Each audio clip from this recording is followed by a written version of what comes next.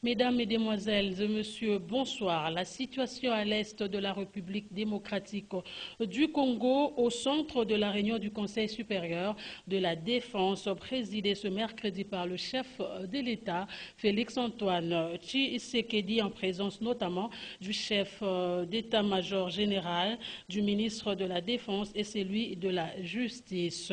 Les comptes rendus de cette réunion stratégique dans nos prochaines éditions. Entre-temps, les activités ont tourné ce mercredi au ralenti à Goma, des grandes manifestations à l'appel de la société civile pour dénoncer l'agression rwandaise à l'est de la République démocratique du Congo. Les manifestants très en colère sont allés jusqu'à la frontière avec le Rwanda. Serge Kabongo pour les détails.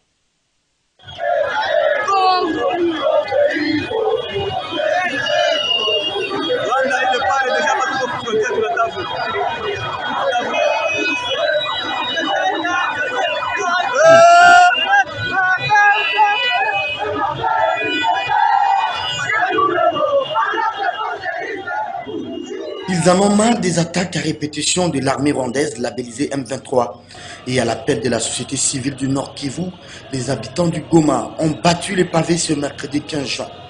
Les manifestants ont gagné les rues et avenues de la capitale provinciale, du rond-point Signès en passant par Tchoukoudou pour déboucher sur la célèbre place BDGL. Les manifestants visiblement très en colère, bandeau rouge à la tête pour les uns et drapeau national à la main pour les autres, ont voulu à travers cette mobilisation dénoncer l'invasion de la partie est du pays par les Rwandais sous couvert de la rébellion écran du M23. Très déterminés, certains gomatraciens sont allés jusqu'à la grande barrière frontalière avec le Rwanda voisin dans le but de traverser même la frontière et se sont heurtés à l'intervention des forces de l'ordre. Véritable démonstration des forces d'un peuple déterminé à soutenir son armée en pleine opération et prête à défendre jusqu'au sacrifice suprême l'intégrité territoriale. C'est la ville volcanique de Goma qui a donné le ton de la mobilisation générale, ce qui n'est pas exclu que les autres grandes villes prennent les relais. La tension est vive entre Kinshasa et Kigali. Les risques d'une généralisation de la crise sur l'ensemble de la sous-région n'est pas à exclure. À Kinshasa, le ton est ferme. On parle de l'opération de la reconquête de Bunagana et de tous les centimètres du territoire national. Et pour cela, Kinshasa est rassuré et peut compter sur l'ensemble de sa population qui est déjà chauffée en blanc pour soutenir son armée. Et des réactions au sujet de cette agression rwando-ougandaise en RDC, le député national Juvenal Monubo appelle à la suspension des accords signés avec l'Ouganda. Il a été joint au téléphone par Nancy Ilé-Cancélé. Suivez.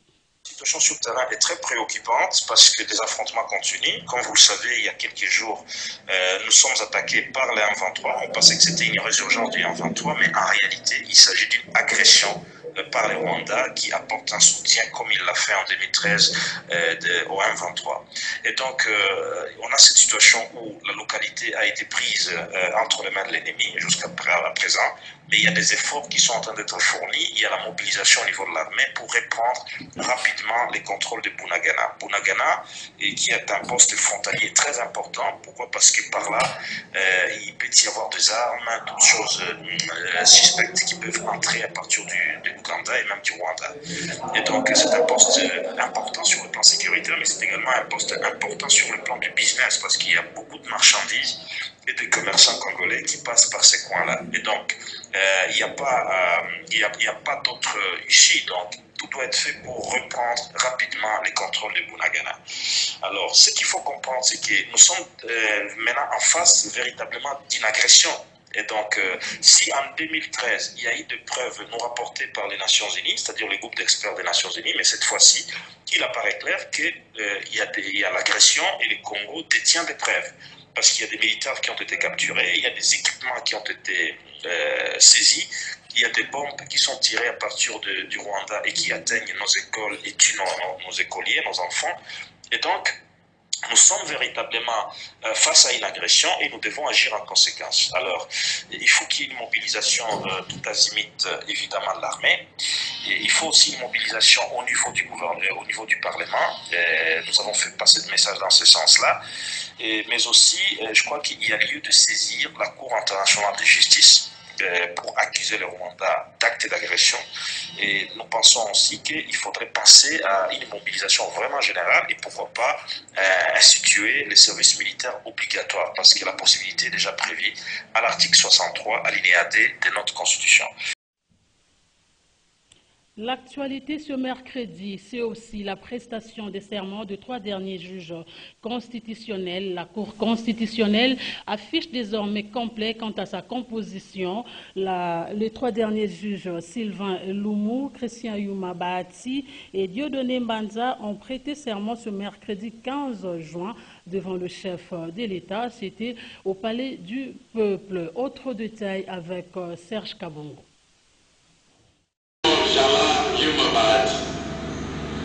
Moi, Loumou Mbaya Silva, moi, Dieudonné Mbanza Andia, je jure solennellement de... Ils ont juré de remplir loyalement et fidèlement les fonctions de juge de la Cour constitutionnelle en République démocratique du Congo, de n'entreprendre aucune activité mettant en cause l'indépendance, l'impartialité et la dignité de la Cour et de garder des secrets de délibération et de vote.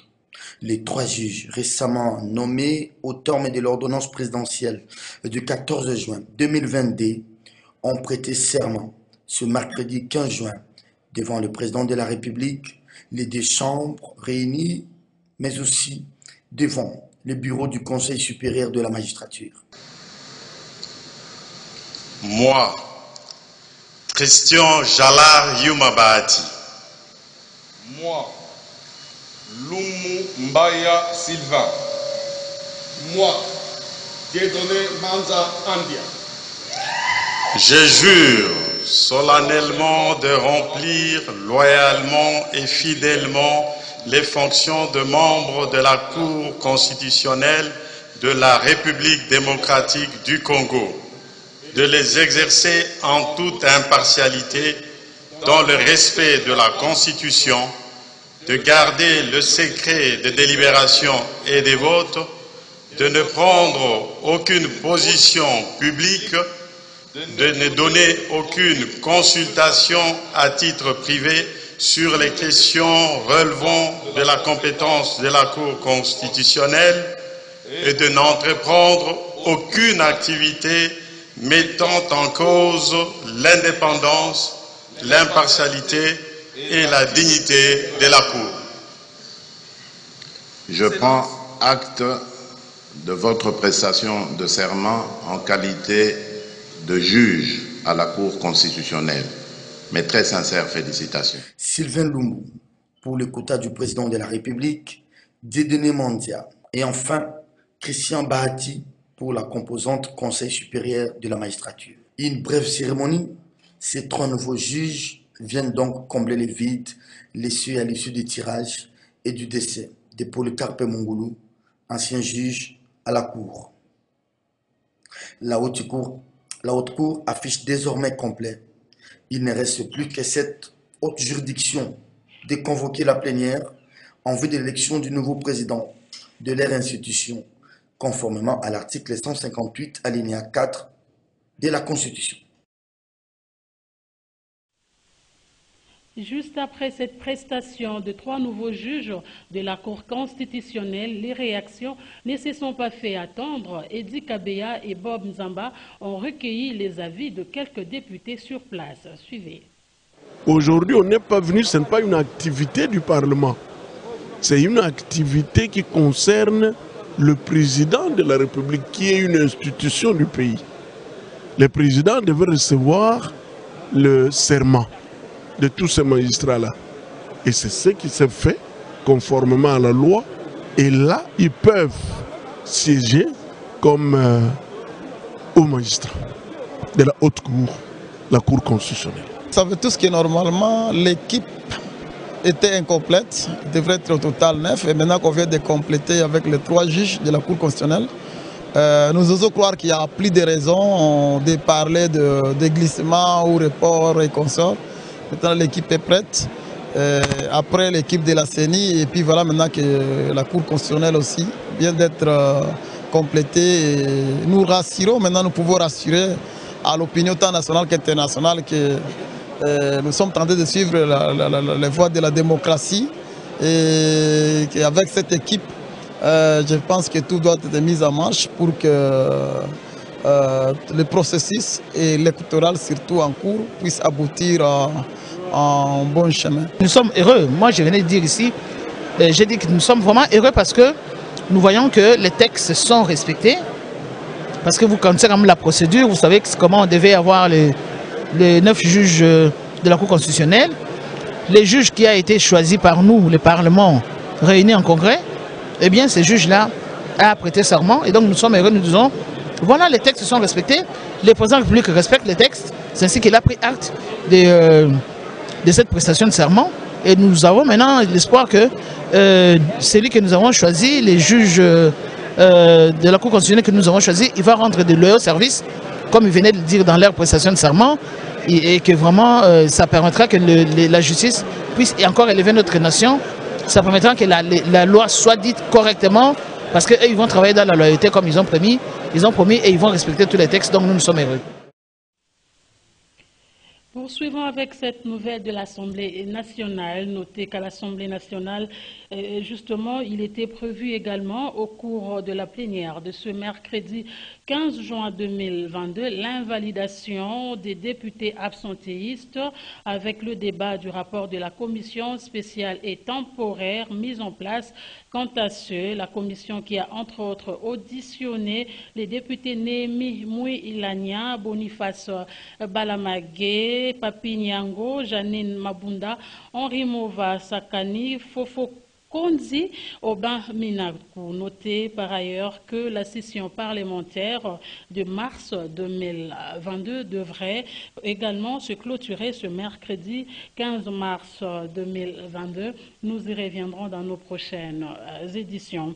Tout à fait autre chose, la vice-première ministre, ministre de l'Environnement et Développement durable, Eve Bazaïba Massoudi, a lancé le mardi les travaux de la commission des révisitations des contrats de concession forestière d'exploitation octroyés par la RDC. À ce fait, la cérémonie du lancement de la commission ad hoc s'est déroulée en présence de délégués de différentes institutions du pays. Suivez ce reportage de Gisèle Etoko et Couture. Création et organisation de la commission ministérielle chargée de la révisitation des contrats de concessions forestières d'exploitation et de conservation, la vice-première ministre, ministre de l'Environnement et Développement durable, a lancé ce mardi 14 juin 2022 les travaux de la commission ad hoc. Avec pour mission d'inventorier tous les contrats de concessions forestières octroyés par la RDC à ce jour, de constater la conformité de ces derniers et de proposer des suspensions, les cas échéants l'annulation ou d'appliquer des amendes transactionnelles. La dite commission est composée de 23 membres, entre autres un délégué de la présidence de la République, d'un délégué de la primature, de ceux de vice-primature de la décentralisation et des affaires étrangères, du ministère du développement rural, des affaires foncières et de la direction générale des migrations et de l'Agence nationale des renseignements. Les travaux de réhabilitation de tous les contrats, il s'agit de tous les contrats de concession forestière, quel que soit leur type, c'est une utilité, c'était une importance du point de vue de la République, du point de vue interne, mais aussi du point de vue de la RDC en général, qui avait besoin de reprendre le contrôle de toutes les forêts. En disant de reprendre le contrôle, vous vous rappelez qu'il a été publié un rapport au niveau de l'inspection générale des finances, indexant toutes les attributions qui ont été faites des différentes concessions forestières qui n'ont pas été régulières. Et donc vous avez vu aussi au niveau du ministère, donc par Madame le VPM, la publication de l'arrêté suspendant certaines de ces concessions.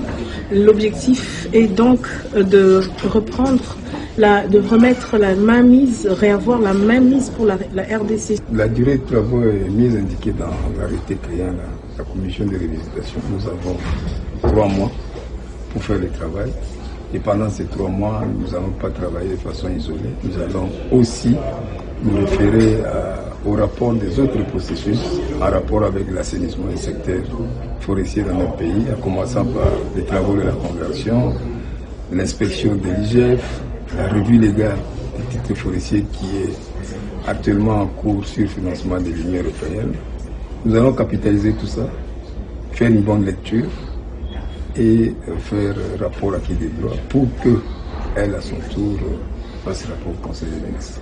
La commission portant révisitation des contrats de concessions forestières d'exploitation et de conservation octroyés par la RDC est composée de 4 structures, notamment la coordination, la cellule juridique et sécurité, la cellule économique et financière ainsi que le secrétariat technique. Ce journal est terminé, mesdames et messieurs. Merci à vous de l'avoir suivi. Fiston Atunga et Olivier Longwango étaient à sa réalisation. Merci.